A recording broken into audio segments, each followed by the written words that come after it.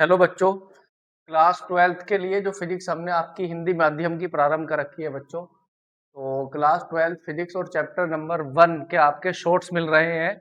एक एक क्वेश्चन की वीडियो आपको मिल रही है। चैप्टर नंबर 1 का नाम है आपके वैद्युत आवेश और वैद्युत क्षेत्र। तो इसकी सीरीज का आज ये एक क्वेश्चन दिया गया है आपका। जांच द्वारा सुनिश्चित कीजिए कि K E square upon G M E M P ये अनुपात एक विमाहीन है। आपको बताना है, जांच द्वारा सुनिश्चित कीजिए कि ये जो आपको अनुपात दिया गया है इसके बारे में बताना कि ये एक विमाहीन है, मतलब इसकी विमा नहीं है। तथा भौतिक नियतांकों की सारणी देखकर बताइए कि यह अनुपात हमें क्या बताता है। तो देखिए इसका सॉल्यूशन हम कैसे करेंगे। सॉल्यूशन तो बच्चों इस फॉर्मूले में जो हमें अनुपात दिया है, अनुपात हमें दिया है बच्चों, क्या दिया है अनुपात, के ई स्क्वायर अपोन में G M E M P. सबसे पहले हम समझेंगे इसमें जो कांस्टेंट दे रखे हैं ये क्या है। ये जो के है ये होता है 1/4 पाई अपसाइलन नॉट के बराबर, जिसकी वैल्यू कितनी होती है 9 इंटू 10⁹ न्यूटन मीटर स्क्वायर पर कूलम स्क्वायर। ठीक है, इसकी यूनिट होती है न्यूटन मीटर स्क्वायर पर कूलम स्क्वायर। और जो स्मॉल ई है ये होता है इलेक्ट्रॉन या प्रोटॉन का चार्ज, प्लस माइनस 1.6 10⁻⁻⁻19 कूलम। ठीक है, और जो कैपिटल जी है, ये कैपिटल जी क्या होता है, ग्रेविटेशनल कांस्टेंट है, गुरुत्वाकर्षण नियतांक है। और ये होता है 6.67 इंटू 10⁻⁻11 न्यूटन मीटर स्क्वायर पर किलोग्राम स्क्वायर, ये होता है। क्लियर है। और जो एमई है, एमई क्या है, ये है बच्चों इलेक्ट्रॉन का द्रव्यमान। और इलेक्ट्रॉन का द्रव्यमान होता है 9.1 10⁻⁻31 किलोग्राम। ये होता है आपका इलेक्ट्रॉन का द्रव्यमान। और प्रोटॉन का द्रव्यमान होता है एमपी। एमपी जो है वो है प्रोटॉन का द्रव्यमान, और ये होता है 1.67 इंटू 10⁻⁻27 किलोग्राम। क्लियर है। तो इस नियतांक में सभी ये जो आपको दिए गए हैं ये अभी आपके सब के क्या है, कांस्टेंट है, और इनकी वैल्यू हमें दी गई है।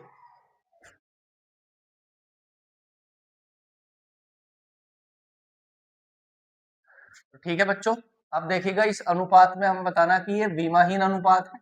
तो विमाहीन अनुपात है तो विमाहीन का मतलब होता है जिसका मात्रक ना हो उसकी विमा बनी होती है। तो अब विमाहीन बताने के लिए देखिए हम करेंगे इसका हल।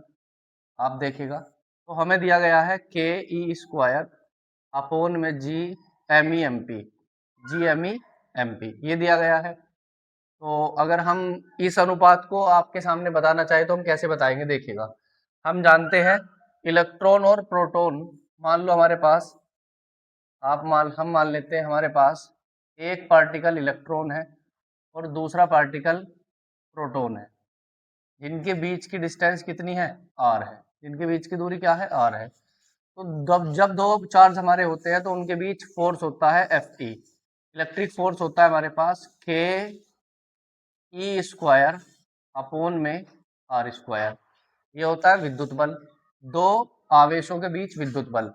यानी कि अगर हम इसको Q1 पढ़ेंगे और इसको क्या पढ़ेंगे Q2 पढ़ेंगे, तो फॉर्मूला क्या होता है Fe का, वो फॉर्मूला होता है Fe बराबर के Q1 Q2 अपोन में आर स्क्वायर।